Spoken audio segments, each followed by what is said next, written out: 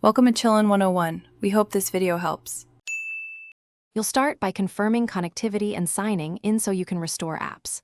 Open the App Store and tap your profile in the top right. This gives access to purchased history and hidden apps. Once done, tap Purchased or My Purchases to reveal apps tied to your Apple ID. If you use family sharing, choose your purchases or a family member to view their list. Make sure you stay signed in with the same Apple ID that originally downloaded the app.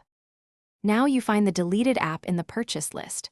Scroll or use the search field labeled Purchase to type the app name. Results include apps not currently on this iPad. Switch the filter to Not on this iPad to narrow results quickly. When you see the app, tap the cloud icon to re-download it. This restores the app without losing purchases or subscriptions. If the cloud icon isn't visible, check that you're using the correct Apple ID, and that after the download completes, open the app to confirm it works and sign into any accounts inside it. Some data syncs from the cloud automatically.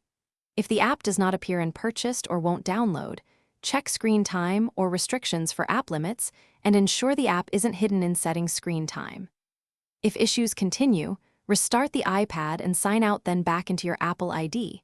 That often clears credential or sync errors and lets you re-download the app. Thanks for watching. Consider subscribing if we helped you.